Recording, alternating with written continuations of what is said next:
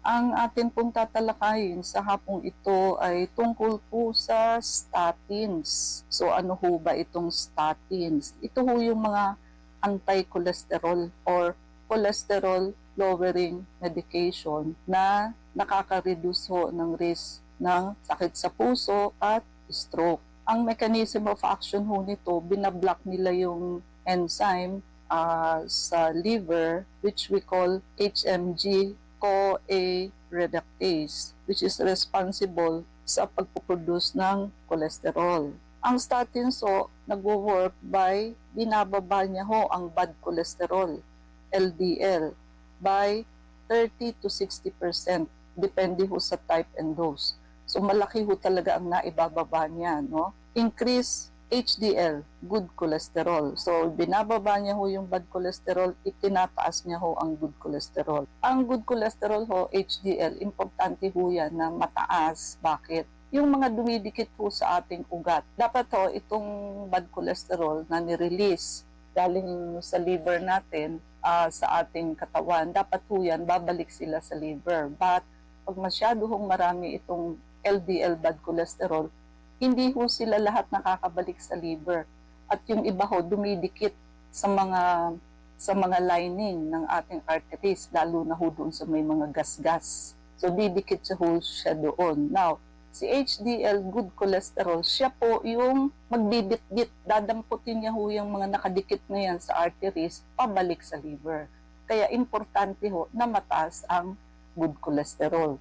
So, medyo kahit na mataas ang bad cholesterol ninyo, LDL, kung mataas naman din po ang HDL ninyo, so may magbibit-bit po ng bad cholesterol pabalik sa liver ninyo, which is good cholesterol. But, of course, no, mas maganda pa rin kung mataas ang good cholesterol ninyo, hindi ho mataas ang bad cholesterol ninyo, no? So, nakakababa din ho ang statins ng triglyceride by 10 to 40%. No? Of course, may anti-inflammatory effect ito. Mas nai-stabilize niya ho yung plaque sa arteries, yung nakadikit hong bara sa gilid ng ugat. No? Hindi ho siya madaling matanggal or umanod sa dugo para ho bumara. So, mas stabilize. And ayun, nare-reduce ang risk ng rupture. Pag nag-rupture ho kasi yan, edi lulutang ho yan, sasama sa blood, babara ho yan sa pinakamaliit na ugat natin. So therefore, by lowering bad cholesterol and reducing inflammation, ang statins ho nakakatulong mag-prevent ng heart attack and stroke. So alam naman ho natin ang danger ng heart attack and stroke. Both of them are what? Deadly. No? O kailan pa ho kayo kikilos kung na-stroke na kayo at na-heart attack na. The harm was done already. Ano ho ang mga type ng statins? So, rosuvastatin ho, yan ho ang pinaka-most potent sa lahat. Pinakamabisa, pinakamagaling mag-control ng bad cholesterol. Pumapangalawa ho ang atorvastatin. Commonly sa rosuvastatin, Crestor, di ho ba? Atorvastatin, Lipitor. Pumapangalawa ho. So, most potent ang rosuvastatin, high potency ang atorvastatin. Pumapangatlo ho, simvastatin, sa pangalan na Zocor, although may mga iba pang brand, ang sinasabi lang ho natin yung mga very common. Moderate lang ho ang potency ng simvastatin. So, pravastatin, mild na mild lang ho ang effect nito. Lovastatin, fluvastatin, very mild ho. So, yung pravastatin, lovastatin, fluvastatin, very mild ho ang effect nito. So, mahina ho. Yung simvastatin, moderate. Atorvastatin, high. Pero rosuvastatin ang pinaka-potent. So, iinom na rin lang po kayo ng anti-cholesterol. Dito na ho kayo sa pinaka-potent. And mas lesser ho ang side effect ng rosuvastatin. Ang pinaka hindi ho maganda simvastatin, tsaka itong mga mild na to, no? So, rosuvastatin and atorvastatin are the strongest. But mas malakas pa rin ho si rosuvastatin kaysa kay atorvastatin. Pravastatin and fluvastatin, yan ho, mahinahin ang level na ho yan.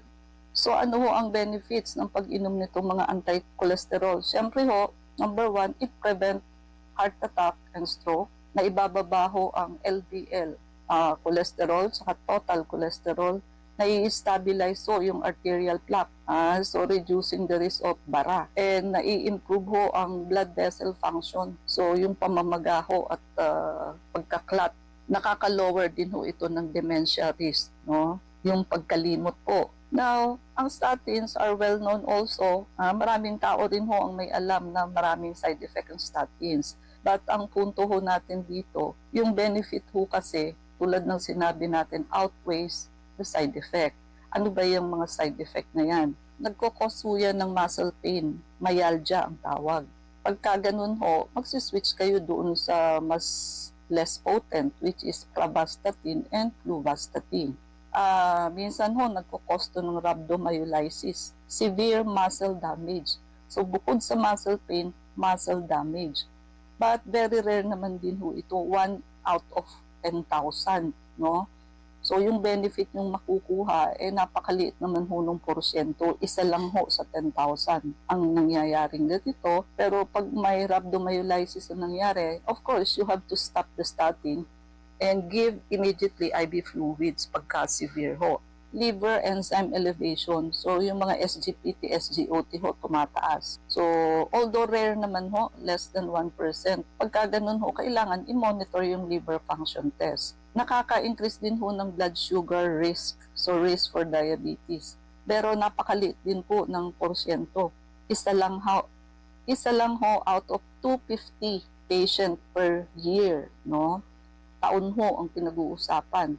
And pagka ganun ho, syempre, you need to monitor the glucose and lifestyle changes.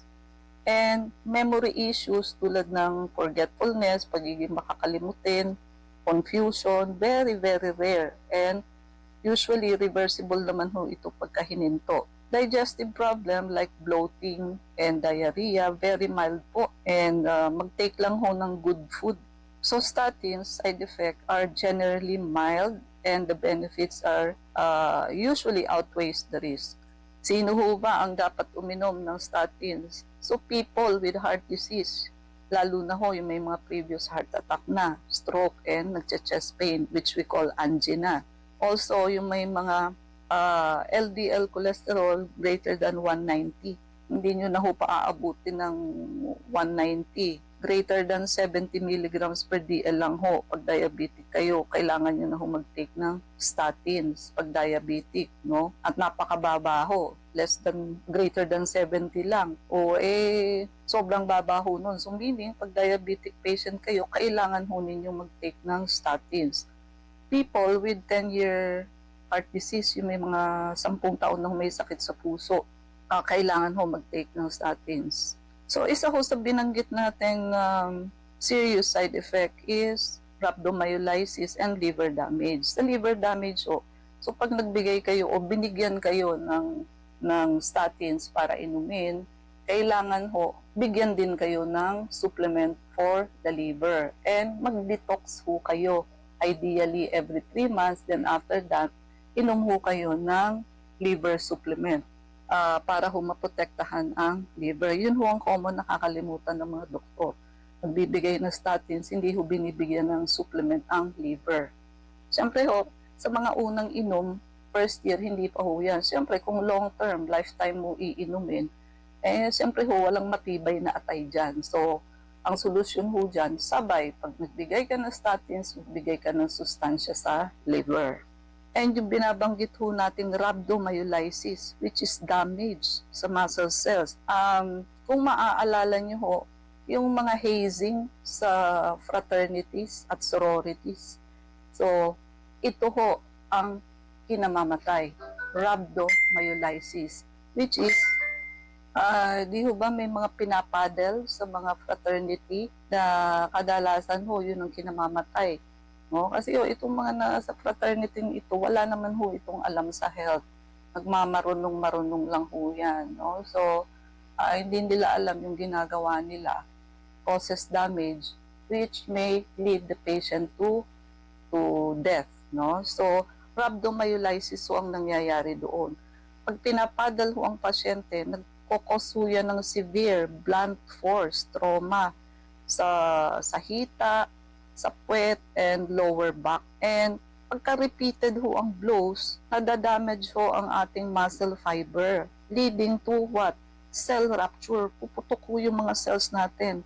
At yung leakage po nito, toxic proteins into the bloodstream, which is isa na ho doon ang myoglobin, muscle protein. At saka pati na rin ho yung mga extreme physical strain, no?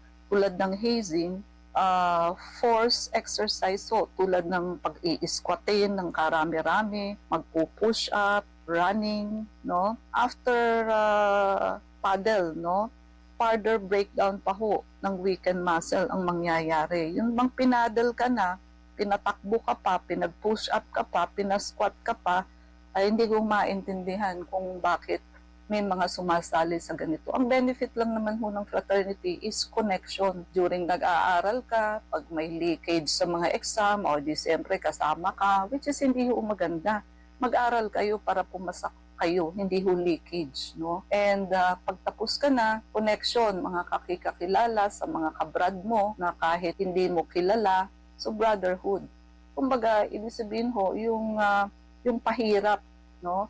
At hazing na yan, hindi ho nag-i-equate sa benefit, no? Kumbaga, mas malaki ho yung danger kesa sa benefit na makukuha ninyo. Kaya halos wala hong magulang na papayag na sumali kayo sa fraternity and sorority, no? Ngayon, kayo naman hong mga anak, huwag kayong nagtatago sa magulang ninyo na hindi nyo sasabihin pero sasali kayo. O ngayon, pag may nangyari sa inyo, sino ho bang piperwisyuhin ninyo? Magulang ninyo. At yung may mga responsable ho na gumawa niyan sa inyo, wala na rin ho, hindi na ho maibabalik yung buhay. No? Kala nila, normal na pagpaparusa yung ipadal kayo, pag-squatin kayo ng karami-rami. Yung myoglobin ho, which is muscle protein, siyempre ho, nasira yung muscle ninyo. Marirelease ho ito sa blood. Babara ho ito, magbablock ho ito sa kidney filtration, leading to acute kidney failure bigla. Creatinine kinase or CK, marirelease din ho ito sa blood. At pagka high level, nag-i-indicate ho ito ng severe muscle damage. Electrolytes, so potassium and phosphorus, ayun, madi-deplete din ho yan. It can cause regular, irregular heartbeat and cardiac arrest. Symptoms so, ng rhabdomyolysis, severe muscle pain and swelling sa pamamagaho at masakit, buttocks, thigh and back. Dark brown ho ang ihi or tea-colored urine. Weakness and extreme fatigue, confusion or dizziness, so electrolyte imbalance, so tsaka hirap umihi or no urine output at all. So tigilan niyo ho yung mga extreme exercises na yan at pagsali sa mga fraternity at sororities, no? Ikamamatay niyo po yan. So emergency treatment, IV fluid so to flush toxin out at ma-prevent ho yung kidney damage, i-correct ho yung mga electrolytes, urine alkalinization, so magbibigay ho kailangan ng bicarbonate infusion to protect the kidneys. And kung kinakailangan ho, dialysis. So imagine niyo na dialysis kayo o namatayan kayo ng anak dahilan lang ho sa pagsari sa mga fraternities na to, no? First aid ho, drink plenty of water immediately after the trauma. And applyan ho ng ice pack para ma-reduce yung pamamaga. Avoid excessive exercise, lalo na ho after paddling. Yung benefit ho ng statins outweighs the side effect. Kailangan lamang ho sabayan nyo ng pagbibigay ng liver supplement and detoxification program. And wake up call po sa mga may diabetes and sa mga gusto kong pumayat. May bago ho tayong napaka-effective na treatment. Sigurado kung maibababa ang sugar nyo agad at yung mga gustong pumayat, talaga kung papayat kayo without any effort. Pati ho sa diabetes, without effort, makikita nyo ang sugar nyo talaga kung bababa. Huwag nyo na hong hintayin na kayo ay magkaroon ng mga komplikasyon. Ang nakamamatay ho sa diabetes, hindi yung sugar mismo, kung hindi ho yung mga komplikasyon. Now na po, huwag niyong ipagpabukas at bago pa humahuli ang lahat.